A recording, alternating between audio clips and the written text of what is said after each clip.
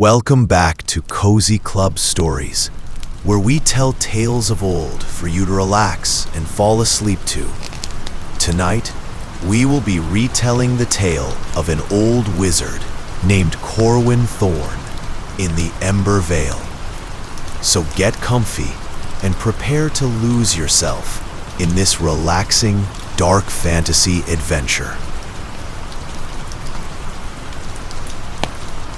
In a crooked tower just beyond the town of Dalomir, nestled in a wood that never quite lost its twilight hue, lived an old wizard named Corwin Thorn. His beard was silver, but his back was straight, and his eyes held the weary sharpness of one who had seen too much and spoken too little. The tower was filled with dust, tomes, and the soft ticking of enchanted clocks. Most thought him retired. He thought so too, until the fire whispered his name. It was during an otherwise ordinary night, Corwin sipping lavender tea, his cat Myrrh curled beside the hearth, that the flames shifted. They rose, flickered green, and then twisted into the shape of a hooded figure. "Thorn," it hissed, voice dry as scorched earth. "The demon wakes. The seals weaken. You are called." The flame vanished. The room fell still. Myrrh blinked slowly. "You're going, then?" Corwin sighed and sipped his tea. "It appears I am." The next morning, Corwin descended into the lowest level of his tower, a vault of ironwood and salt-bound stone. There, behind a silver-etched gate, sat a book wrapped in chains. He hadn't opened the Codex of Ember in 60 years. He remembered the last time vividly. He was young then, reckless, and part of the Order of Gilded Flame. They had sealed the demon Ysulf beneath the shattered temple of Varnhollow. The cost was great. Friends, fire. A part of himself he never fully recovered. But the seal had never been meant to last forever, only long enough for the world to forget. He unlocked the book. The chains slithered away. Pages rustled on their own, as if eager to be read. Corwin lit a lantern with an old spell and began to study. He would need herbs, names, lost paths, and something deeper than magic, an old debt he'd never repaid. Mirror yawned. "I suppose you'll want me to pack your satchel."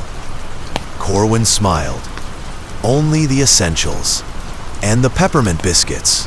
Corwin left the tower before dawn. Mist clung to the trees like breath held too long, and the air smelled faintly of brine and moss. Myrrh rode on his shoulder, tail flicking idly as they followed the ancient road into the Hollowfen. The Hollowfen was not a place most wandered. Its paths shifted. Trees grew backwards. Time, like the fog, was unreliable. But Corwin had walked it before. He passed a willow that whispered memories, a stone that bled when touched. And finally, he reached a glade where the air grew warmer, despite no sun breaking through. There stood an old woman, stirring a cauldron. "Corwin Thorn," she said without turning. "You've come to ask for the ember root." He nodded, and the old map. She ladled thick stew into a wooden bowl. "And will you give me what I ask?" "That depends," he said carefully, "on the price." The old woman turned. Her eyes were made of swirling ash. "Only your name." Corwin hesitated. Names held power. But the demon would not wait. He handed her a slip of parchment with the name Thorn, inked in fire-red script. She smiled, and the trees sighed.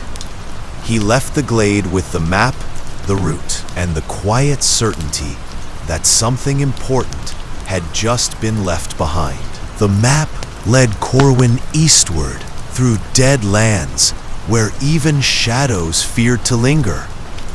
Eventually, he reached the ruined city of Valemere, a place once gleaming with marble towers and golden domes, now choked in soot and silence. It was here the demon had last been seen. Myrrh trotted ahead, paws silent on scorched stone. I smell sulfur and regret. Both suit a demon's wake, Corwin murmured, raising his lantern. Ember light glowed from within, fed by the route he'd bargained for. The lantern's glow revealed the crumbling sigils on old temple gates, doors wide open, like mouths screaming silently. He stepped inside, cloak drawn tight. Within the temple, ashes fell like snow. Statues of forgotten gods stared down with empty sockets. A blackened altar lay at the far end, cracked by fire. And in the center, something waited. A being cloaked in dark robes, but not the demon. Its face was veiled, and its voice rang like bells tolling underwater. "You seek the one below," it said, "the fireborn, the soul drinker." "I do." "Then you must leave your warmth behind." Corwin looked to the lantern. The figure reached out, skeletal fingers extended. He hesitated, then slowly placed the lantern on the altar. At once, the floor beneath him gave way, and he was falling down through smoke and echoes and time. The chamber was vast and silent, its ceiling lost to darkness. Great stone pillars rose like the bones of some ancient, buried god. The runes at Corwin's feet pulsed with heat, each beat matching the rhythm of his heart. Then he heard it, a voice, low and smooth, curling through the air like smoke. Another seeker, another fool.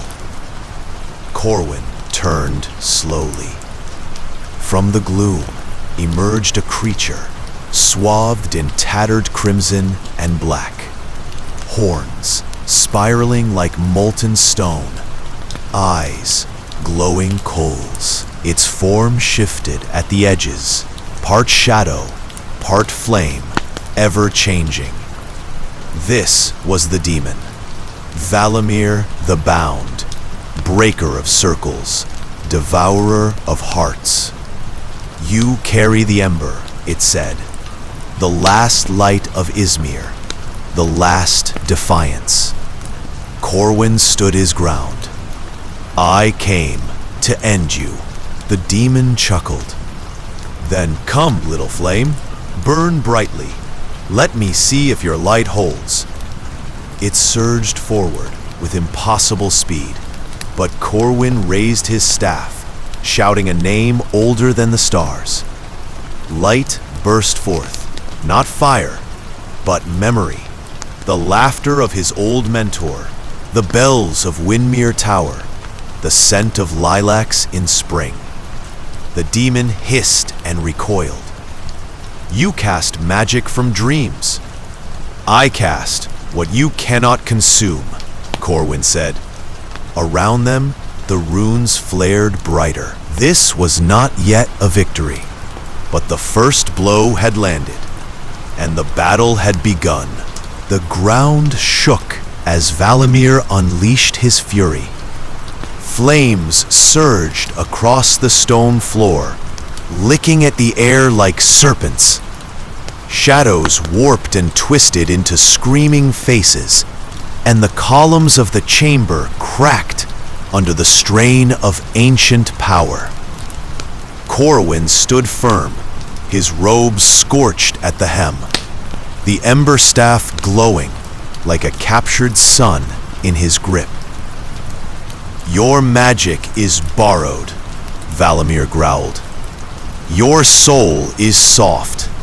You cannot withstand what waits beyond the veil." Corwin spun the staff in a wide arc, channeling a shield of violet light. The flames broke against it like waves on rock. With a whispered incantation, he summoned 5 glowing sigils that orbited him like small stars, pulsing in counter-rhythm to the demon's power. He needed more than defense. He needed time. Valamir lunged again, this time not with fire, but shadow. The air grew frigid as darkness closed around Corwin's ankles like chains. The sigils flickered under the weight of the spell. A familiar pressure pressed against Corwin's mind. A voice, not the demon's, but his own doubt, echoing from childhood. "You are not ready. You never were." He clenched his jaw and forced the thought away. He whispered a name into the staff. Thalion. At once, a phantom figure appeared, an echo of his old master, shimmering with moonlight. It raised its hand toward Corwin, and warmth surged through him. The phantom's form bent, cracked, and scattered like embers in the wind, but the spell had been transferred. With renewed strength, Corwin struck the ground with his staff. The runes beneath them flared golden. "You were bound for a reason," he said through gritted teeth. "I'm here to remind the world why." Valamir reared back, not in fear, but in anticipation. The duel was far from over. The demon's wings unfurled fully now, vast and leathery, like scorched sails billowing in a phantom wind. Valamir rose into the vaulted darkness above the chamber, and the air shimmered with the heat of him. Corwin's breath came slow and measured. His hands trembled, but his will did not. The ember staff pulsed in his grip, brighter with each beat of his heart. "Do you remember," Valamir said, voice booming from above, "what it felt like when your master died in this very room? He burned. I let him burn." Corwin said nothing. He could not afford rage now. Rage was loud. Rage was blinding. What he needed was focus. Instead of striking, Corwin knelt. Valamir hesitated. "You kneel to me?" "No," Corwin whispered, "to the flame." He plunged the base of the staff into the glowing sigil on the floor. The runes flared again, and a wave of heat burst outward. Not destructive, cleansing. The staff connected to the chamber's old wards, Thalion's wards, carved by hands long dead. The flames leapt up the stone walls, tracing ancient patterns that flared back to life. Chains of light snapped into being around Valamir's wings, yanking him downward. He snarled, clawed, and broke free of one, but not all. "I came not just to destroy you," Corwin said as he rose, "but to understand why you weren't destroyed before." From beneath his cloak, he produced a binding scroll, its parchment dark, its text etched in fire. Valamir's eyes widened. That pact was sealed in blood. "And I carry his blood," Corwin replied.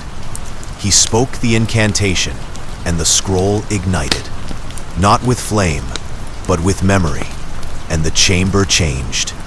The doorway behind Valamir yawned wide, an arched fracture in the air itself, outlined in white fire and shadow. Beyond it lay no corridor, no stone hall, but a swirling expanse of embers and stars, as though the heart of a dying sun had been peeled open. Valamir recoiled. "No," he growled. "That place is not for me. That is the hollow flame."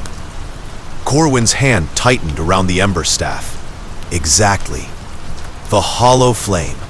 The space between planes, where lost fire went to die. A place without form or time. A prison not of chains, but of forgetting. The very place his master had spoken of in his final breath. "Falion couldn't banish you fully," Corwin said. "He didn't have enough power." Valamir strained against the flaming sigils now binding him. His form flickered. Man, beast, shadow, flame, never settling. "And you do?" he mocked. "You are still learning, apprentice. Still afraid of what the fire might show you." Corwin stepped forward. The flames danced up the staff, and behind him, the runes pulsed in rhythm with his heartbeat. "I'm not afraid of fire," Corwin said softly. "I'm afraid of what happens when we stop tending it." He planted the staff again, and this time he called to the hollow flame. A terrible wind howled through the chamber. Embers lifted from every crevice and swirl. The scroll, now ash, disintegrated in his grip. And from the doorway, tendrils of living fire reached out, toward Valamir. The demon screamed, flailing, tearing at the air, but the hollow flame was not a creature of wrath. It was a creature of memory, and it remembered him. The wind died as suddenly as it had come. Where Valamir had stood, there was now only a faint outline scorched into the stone, a silhouette of flame and sorrow, already fading like smoke on the wind. The doorway to the hollow flame shimmered once, then closed with a sigh, its brilliance vanishing into the lantern-lit gloom. Corwin lowered the staff with trembling hands. The silence that followed was not oppressive, but reverent, as though the chamber itself understood the weight of what had passed. The runes faded gently, their duty complete. Even the lingering scent of brimstone was carried away on some unseen current. Vesper leapt onto Corwin's shoulder, unusually quiet. "You're not him," the cat finally whispered. "But you did what he could not." Corwin let out a long, shuddering breath. "I didn't want to destroy him. I wanted to understand." "Understanding comes after," Vesper said, "after the ashes cool." The staff flickered, then dimmed to a soft ember glow. Corwin tucked it beneath his cloak, turning to look back at the corridor behind them. He half expected the path to be gone, replaced by the endless void. But no, the tower stood solid, waiting, watching. He had not just banished a demon, he had passed a trial, and something in the stones knew it. From the far side of the chamber, a hidden door creaked open. No magic, just the mechanism of the old world, creaking awake after a long silence.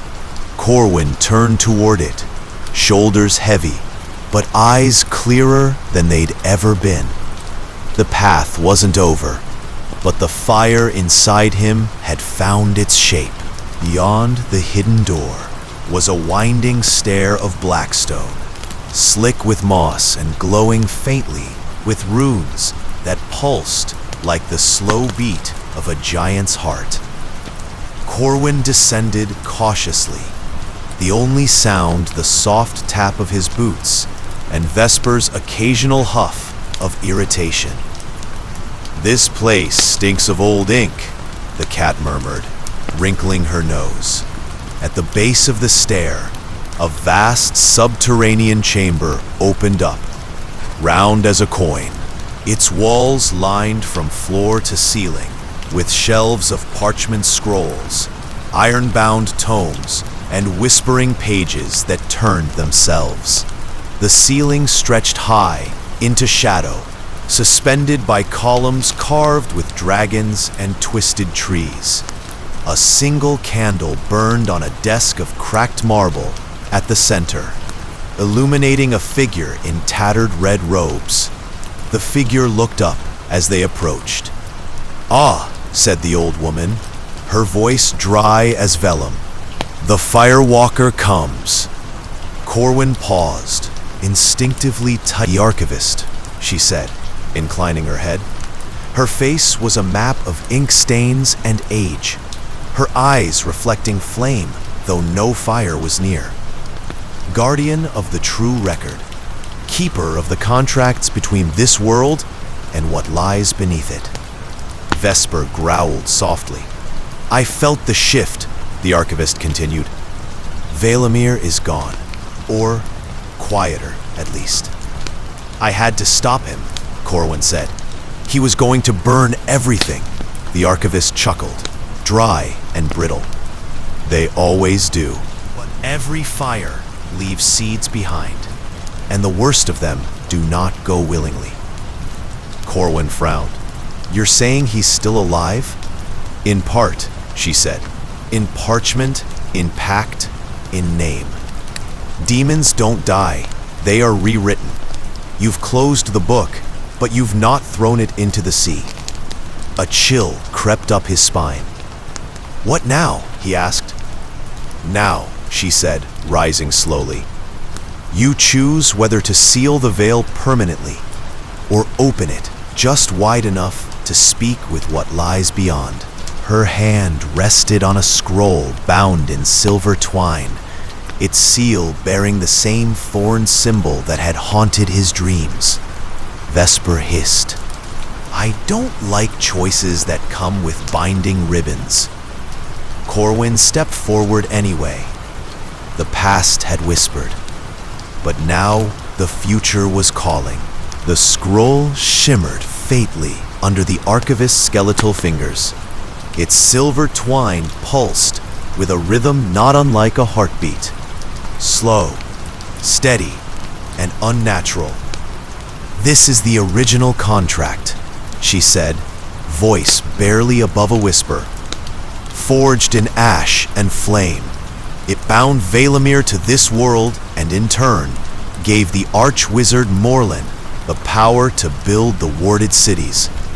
Power always costs something." Corwin's breath caught. He recognized the name, Morlin the Wise, once revered in every academy tower across the realm. A hero, they said, a builder of barriers, a protector of peace. "He bargained with a demon?" Corwin asked, disbelieving. The archivist gave a slow nod. "Even the wisest among us grow desperate in dark days. And once the pact was struck, the veil was thinned, just enough." She offered him the scroll. "You have two choices," she said. "Burn this scroll in the ember flame, sealing the veil once more for a generation, or read it aloud and risk the price of knowledge." Corwin looked down at the parchment. The seal almost seemed to tremble at his gaze. Behind him, Vesper paced nervously.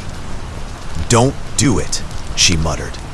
Nothing good ever came wrapped in silver. But doubt stirred within him.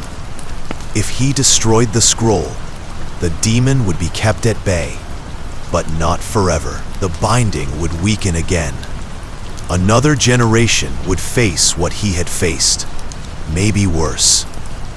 But if he read it, Maybe he could understand. Maybe he could unweave the pact altogether. End it. I don't trust the choices, he said softly, but I trust myself. He broke the seal. The room fell silent. Then the whispers began, louder than before, clearer, not of madness, but of memory. The parchment unfurled on its own, ancient ink shifting and writhing into a new shape. And the voice that poured from Corwin's mouth was deep and resonant, ancient and weary. It spoke words in a language older than time, older even than the stars etched into the high ceilings of the Hall of Whispers. The scroll hovered between his outstretched hands, glowing with ember light. Vesper hissed, fur bristling. "You fool! You've invited it in!" But Corwin couldn't stop. Not yet. Images flashed behind his eyes, crimson fields where mortals bowed before winged horrors. Cataclysms of shadow, and a cloaked figure standing before a burning tree, whispering bargains into its hollow bark. When the last words spilled from his lips, the scroll vanished into ash. Silence followed, and then the flame in the central brazier of the hall flared to life, green and blue and violet, dancing in unnatural patterns. From it emerged a figure, neither solid nor smoke, a man of flame and bone. His eye— "I know you now, wizard," said the demon. "I know your scent, your soul. You are his heir." Corwin stood tall, heart racing, but gaze steady. "I'm no one's heir. I'm here to end this." The demon tilted its head. "Then why unseal my name?" "To understand what you are," Corwin replied, "so I can unravel you, piece by cursed piece." For a long moment, the demon said nothing. Then it laughed, a sound like splintering wood and boiling pitch. "Very well, wizard. Let us speak." And with that, the flames parted, revealing a spiral staircase leading deeper beneath the hall. A path no mortal had walked in centuries. Corwin looked at Vesper. "We've come this far, down into the throat of madness," the cat muttered. "You better know what you're doing."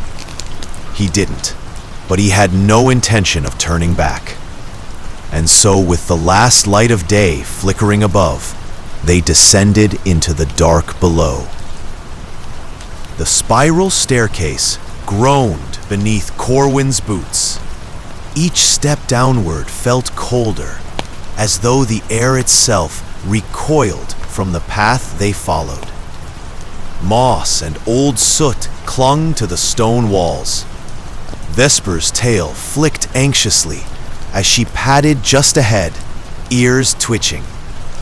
They descended far longer than the layout of the tower should have allowed. Ashmore was never this deep. At last, the steps leveled out into a wide, arched chamber carved from obsidian-veined rock. At the center of the room was a well of flame.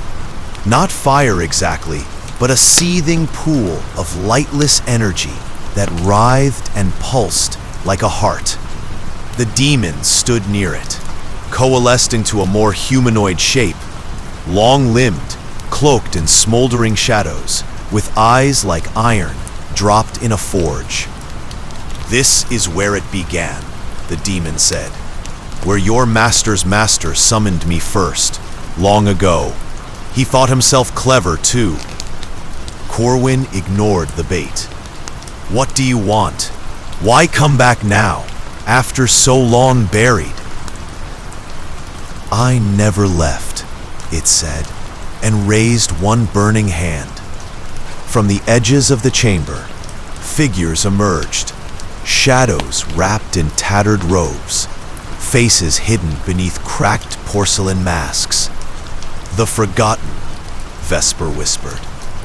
"Those who tried to bind it and failed." The demon continued. "You came seeking my name, but names are only keys. The real door lies within you."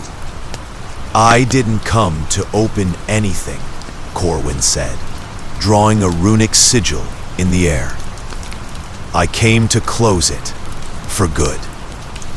The room shuddered. The flame in the center rose higher, its heat no longer scalding, but cold, unnatural, void-born. The masked figures circled. "You may try," the demon said, "but the pact is older than your bloodline, older than time." Vesper crouched low.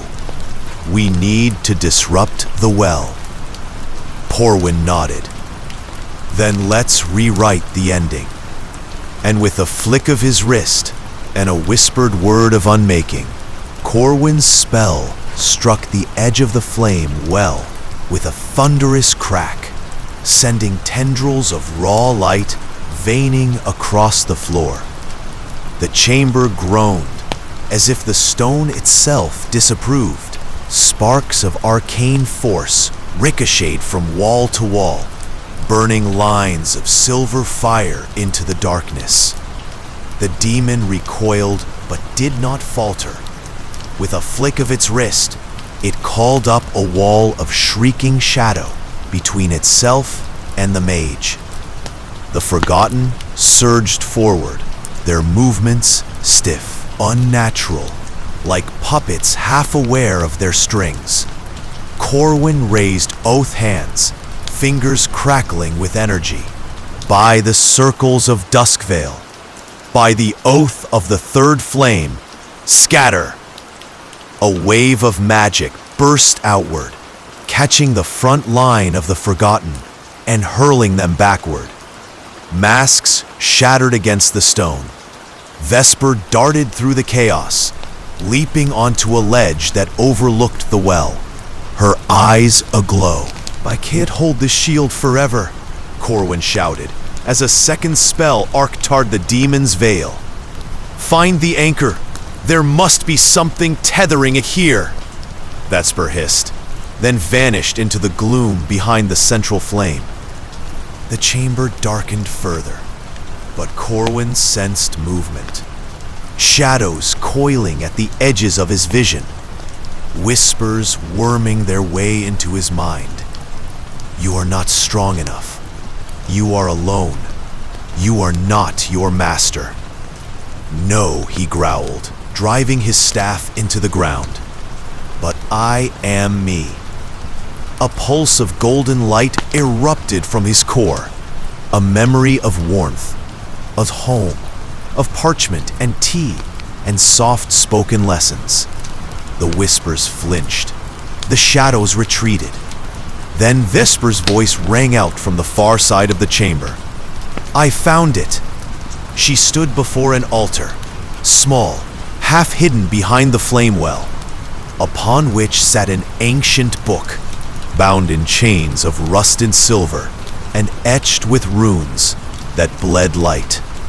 "The Pact Ledger," Corwin whispered, "the true source of the demon's binding, the key to both its freedom and its destruction."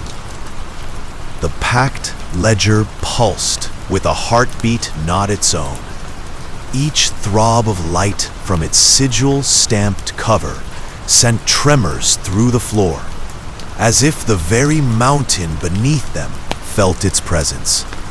Vesper stood poised beside it, her fur bristling, tail lashing the air like a whip of smoke. Corwin leapt across the shattered tiles toward the altar. The moment he drew near, the temperature shifted. Sudden cold, sharp as steel and ancient as moonlight. The demon bellowed behind them, its scream no longer wrathful, but fearful. "Do you understand what that is?" Vesper said, her voice low, nearly lost in the storm of noise. "Yes," Corwin replied. "The first contract, the one that opened the veil. Every pact since stems from this." He reached out, and the moment his fingers touched the rusted chain, a shock surged through his body. Visions flooded him, mages long dead, crying out for power, signing their names in fire and blood. And the demon, always the same, offering, whispering, bargaining. Corwin gritted his teeth. "I won't bind. I'll undo." He pressed his palm flat against the cover. The runes hissed. The book responded, not with resistance, but hunger. It wanted release. Perhaps even the ledger, forged of broken oaths and stolen souls, longed for an end. He began to speak, voice steady, drawing from the incantation he'd spent years memorizing, but never dared to use. "I unmake the name in ash and bone. I call forth the first flame. I sever the sigil. Let no more be chained in shadow." The book screamed. The demon howled. A vortex of red and gold erupted around the altar. Pages tore themselves free, vanishing into the wind like falling leaves.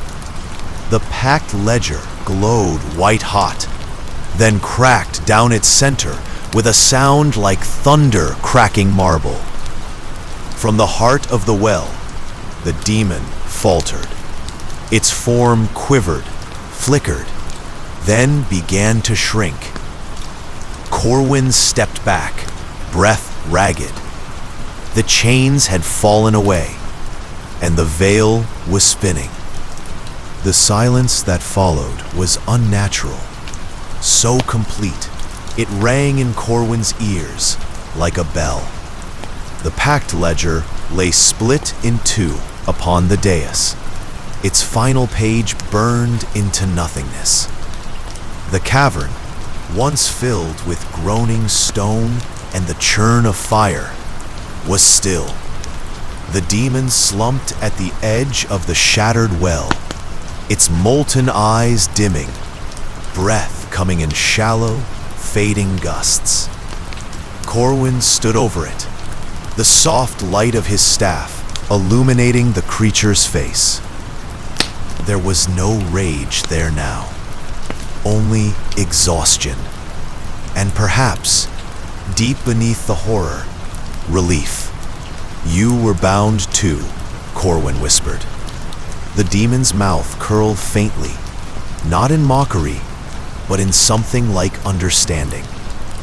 Then its form crumbled inward, folding like smoke and scattering into the air. No scream, no curse, just quiet.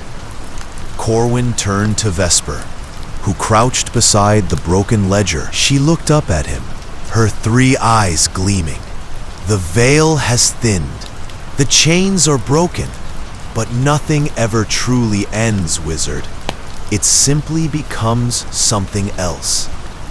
From far above, wind whistled down through the cracks in the stone.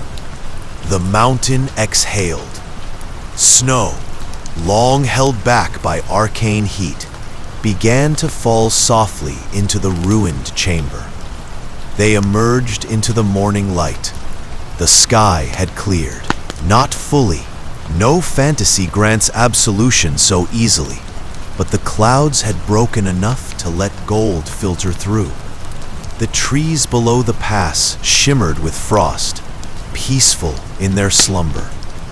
As Corwin descended the mountain path, staff in hand, and Vesper curled in his hood, the weight he had carried for years, the burden of his master's fate, the guilt of his own choices, began to lift. There would be no parades, No bards would sing this tale, but Keese, however quiet, had been bought, and in that stillness, Corwin smiled.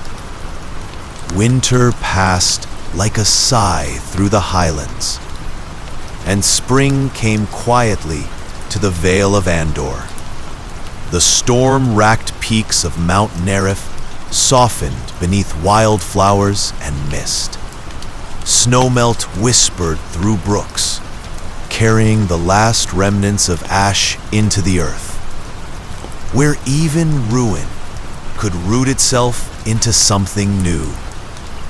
Corwin returned not to a tower, nor a fortress, but to a hollowed hill nestled beyond the wood's edge. It had once belonged to a hermit druid who brewed mead from starlight and spoke only to bees. Now it belonged to him. He rebuilt slowly, stone by stone, spell by spell. He shaped the hill into a haven, not of grand arcane power, but of rest. The hearth was the first thing he restored. Firelight, he had come to believe, was the truest magic. It spoke without words. It warmed without debt. It forgave. Vesper nested in the rafters, surrounded by softly glowing fungi and stacks of old maps. She watched over him with a gentle disinterest, occasionally offering cryptic advice when he burned the stew or overwatered the moss. Sometimes, travelers found their way to the hill, a lost herbalist seeking a place to wait out the night, a grieving knight who spoke more to the fire than to Corwin, a young bard with a broken lute and an aching soul. Corwin welcomed them all. He offered tea brewed from moonflowers and honey thick with memory. He told stories, not of battles and demons, but of lanterns in the fog, of cats who whispered riddles, of towers that never stood still.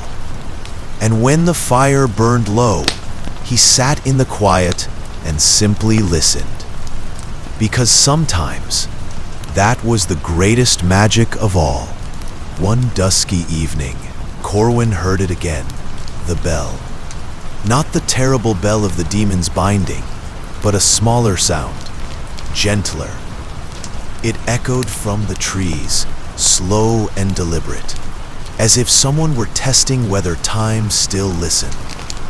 He stepped out beneath the swaying branches, Vesper at his heels. The trees shimmered faintly, as if remembering the veil's lifting. From the forest's heart came an old woman, cloaked in ivy and holding a staff of living root. "You rang," she said, smiling without teeth. "I didn't mean to. You've done more with less." She introduced herself as Briar, a weaver of endings and one of the last keepers of the Hollow Path. She had walked across centuries, she said, unspooling fate thread by thread, and knotting stories together so they wouldn't unravel. She had come for Corwin, not to take him, but to invite him to something older than kings, older than even demons, to the weft. The great tapestry of the realms has a new thread now, she told him, and it hums with strange magic. Yours. Corwin poured her tea.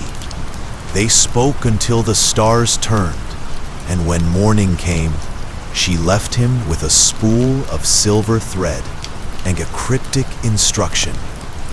Not all spells are cast. Some are woven. Corwin sat long after Briar had gone, staring at the spool of silver thread she'd left behind. It shimmered faintly, like moonlight caught in a jar, and pulsed with a rhythm that felt more like memory than magic. Vesper batted at it once, then hissed. "This thread does not belong to this time," she warned. "Use it carelessly, and you'll find yourself stitched into a story that isn't yours." But Corwin understood. The thread wasn't meant to be used like a wand or a sword. It was meant to be woven carefully, thoughtfully. And so, that evening, he returned to the great oak where he had first met the demon.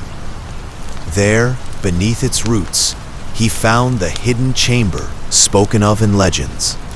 It wasn't a room in the physical sense, but a place in between, a sanctuary made of starlight and shadow, folded into the fabric of the world. He sat on the smooth stone at its center and began to weave, not with his hands, but with memory. Each knot in the thread called forth a moment. His mother's lullaby, the day he found Vesper, the first fire spell he ever cast, the silence after the demon spoke his true name. With every loop, he laced together the story of who he was, not just as a wizard, but as a man. And in the final knot, he whispered a wish, not for victory, but for peace. The silver thread flared once, then vanished.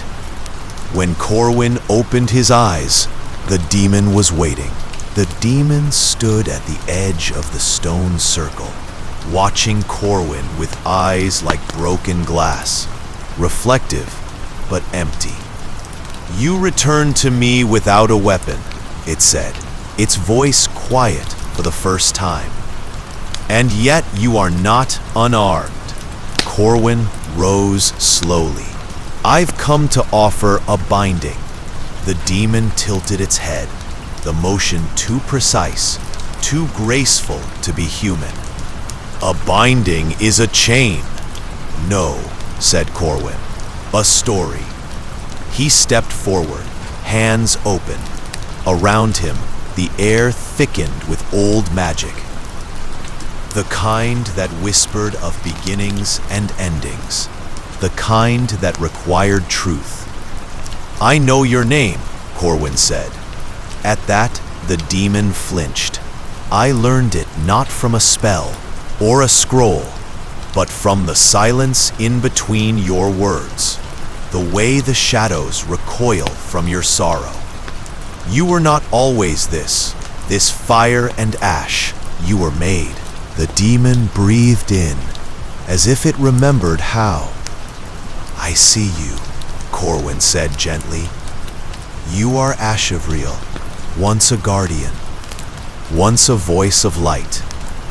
The name shattered the stillness. All around them, the earth shook with the weight of it. The demon howled, not in pain, but in release. Ashavriel collapsed to his knees, the fire in his chest guttering, his form flickering like a dying flame. "Then I am bound," he whispered. "No," said Corwin, stepping close. "You are free." And he wrapped the silver thread, the story, the memory, the mercy, around the broken demon's shoulders like a cloak. The stone circle was still. The flames that had once danced wildly in the sky now flickered gently at the edges of the trees, as if unsure of their place. The storm above had broken apart into a slow, whispering rain, each droplet hissing softly against the earth, washing away soot and blood alike. Corwin knelt beside Asriel, no longer a beast of shadow and ruin, but a gaunt figure draped in memory, weeping silently beneath the cloak of silver thread. For a long time, neither spoke. Then Asriel raised his head. "What becomes of a thing unmade?" Corwin studied him. You begin again. And with that, he stood and lifted the lantern from his satchel, the one he had taken from the shrine in Meriden, its flame now steady and pale gold. He held it out. This is yours now, a light that does not consume. Guard it well. The demon, no, the once demon, took the lantern with hands that trembled. When his fingers touched the handle, the flame pulsed, then steadied. A perfect circle of light formed around him, soft and forgiving.